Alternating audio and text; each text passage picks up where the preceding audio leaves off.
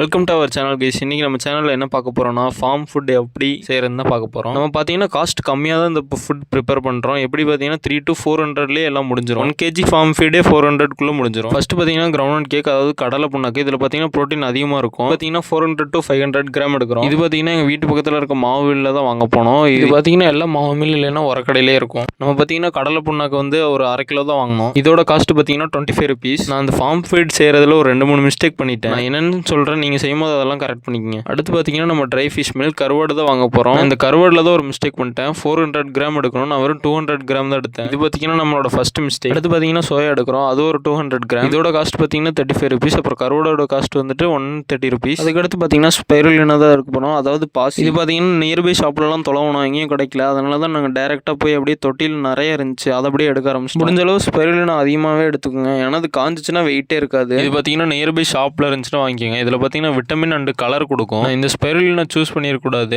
பார்த்தீங்கன்னா நூலாக இருக்கும். அந்த ஸ்பைருலினா கூட கொஞ்சம் டார்க் க்ரீன் வந்துருக்கும். இதில் எனக்கு சுத்தமாக க்ரீன் கலரே கொடுக்கல. அடுத்து பார்த்தீங்கன்னா ஸ்பைருலினா ஒரு டப்பாவில் போட்டு அடிச்சாச்சு. பார்த்தீங்கன்னாலே தெரியும் அந்த அளவு கலர் இல்லை. இதையும் அப்படியே வீட்டுக்கு எடுத்து பார்த்தீங்கன்னா ஸ்பைருலினா காய வைக்கிறதுக்கு ஒரு கவரில் பார்த்தீங்கன்னா மாடியில் போட்டு வச்சிட்டேன். நம்ம மற்றவருக்கு செய்கிறதுக்குள்ளே இது எப்படி இருந்தாலும் காஞ்சிரும். அப்படியே நம்ம வாங்கிட்டு அந்த பொருள் எல்லாத்தையும் வீட்டுக்கு எடுத்துகிட்டு இருந்தாச்சு. அடுத்து பார்த்தீங்கன்னா இந்த டப்பில் தான் நம்ம சோயா ஊற வைக்க போகிறோம். அதே மாதிரி இது ஒரு மிஸ்டேக் தான், நான் தெரியாமல் தான் இது பண்ணிட்டேன். யாரும் இப்படி ஊற வச்சு இது பண்ண வேணாம், டேரெக்டாகவே போட்டு மிக்ஸி ஜாரில் போட்டு அரைச்சிருங்க. அடுத்து பார்த்தீங்கன்னா கடலை புண்ணாக்கு தான் அரைக்கணும். இது ரொம்ப பெருசாக இருக்கிறதுனால எப்படி இருந்தாலும் அரைக்க முடியாது, மிக்ஸி எப்போ இருந்தாலும் டேமேஜ் ஆகும். அதனால் பார்த்தீங்கன்னா நான் ஒரு கல்லை வச்சு கொட்ட ஆரம்பிச்சிட்டேன். கல்லை வச்சு கொட்டது பார்த்தீங்கன்னா ஓரளவு இந்த கண்டிஷன் ஆனதுக்கு அடுத்து பார்த்தீங்கன்னா மிக்ஸி ஜாரில் போட்டு அரைக்க ஆரம்பிச்சிருங்க. அடுத்து பார்த்தீங்கன்னா ஊர்ன சோயா மிக்சியில் போட்டு அரைக்க ஆரம்பிச்சிட்டேன். இதை நீங்கள் முடிஞ்ச அளவு ட்ரையாகவே அரைச்சிருங்க. சோயா ஃபுல்லாக அரைச்சாச்சு. அதுக்கடுத்து பார்த்தீங்கன்னா நம்ம வாங்கிட்டு அந்த கருவாடை தான் அரைக்கிறோம் மிக்சியில் போட்டு. கருவாடை சும்மா நார்மலாகவே அரைங்க, தண்ணி எதுவும் ஊற்ற வேணாம். கருவாடை பார்த்தீங்கன்னா ஒரு நல்ல பொடி மாதிரி அரைச்சிக்கோங்க. நம்ம கருவாடை அரைக்கிற வாசத்துக்கு நம்ம சிக்குவும் பூனையும் வந்து வாசப்படியில் நின்றுக்குச்சு.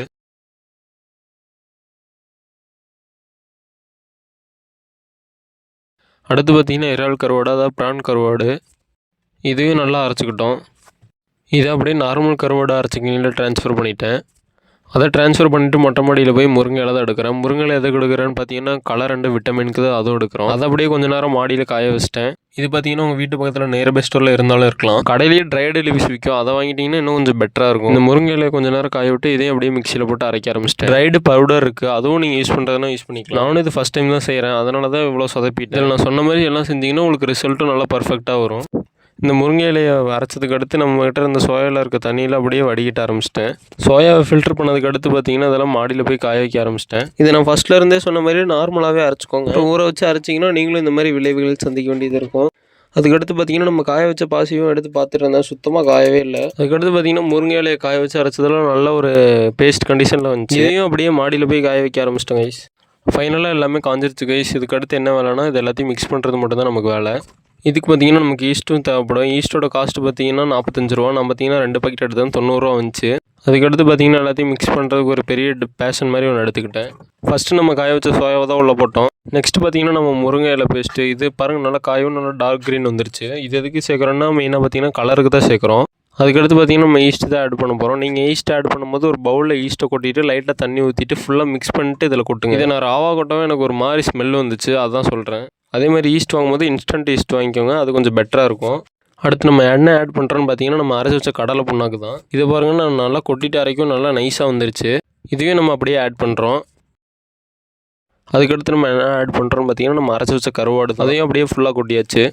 அதுக்கடுத்து பார்த்தீங்கன்னா கொஞ்சம் கார்ன்ஃப்ளவர் ஆட் பண்ணுறோம். அது எதுக்குன்னு பார்த்தீங்கன்னா பைண்ட் பண்ணுறதுக்கு ஈஸியாக இருக்கும். அது ஒரு 100 கிராம் எடுத்துக்கிட்டோம்.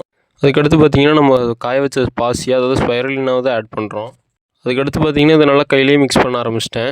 இதை பார்த்தீங்கன்னா நம்ம உடனே ஃபீட் பண்ணக்கூடாது மீனுக்கு. இதை பார்த்தீங்கன்னா ஒரு 2 to 3 days பார்த்தீங்கன்னா வெயிலில் நல்லா காய வச்சுட்டு தான் ஃபீட் பண்ணணும். ஏன்னு பார்த்தீங்கன்னா நமக்கு அப்படின்னா தான் கலரும் கிடைக்கும், அதேமாதிரி மீனுக்கும் கொஞ்சம் நல்லது. ஏன்னு பார்த்தீங்கன்னா எல்லாத்தையும் ராவாக தான் ஆட் பண்ணியிருக்கும். ஃபைனலாக எனக்கு பார்த்தீங்கன்னா இந்த கலர் தான் கிடச்சி. இது ஒரு வெயிலில் ஒரு 2 நாள் காய வச்சோம்னா எனக்கு இன்னும் கொஞ்சம் கலர் கிடைக்கும். அதேமாதிரி நீங்கள் ஸ்பைருலின் ஆட் பண்ணிங்கனாலும் இன்னும் கொஞ்சம் கலர் கிடைக்க வாய்ப்பு இருக்குது. அதேமாதிரி நான் ஃபிஷ் மீலும் கொஞ்சம் கம்மியாக தான் ஆட் பண்ணேன். இது காஞ்சதுக்கு அடுத்து பார்த்தீங்கன்னா ஃபிஷ்லாம் எப்படி ஃபீட் எடுக்குதுன்னு தனியாக ஒரு வீடியோ போடுறேன். Bye guys. அப்படியே மறக்காமல் நம்ம சேனலை சப்ஸ்கிரைப் பண்ணிட்டு பண்ணிங்க.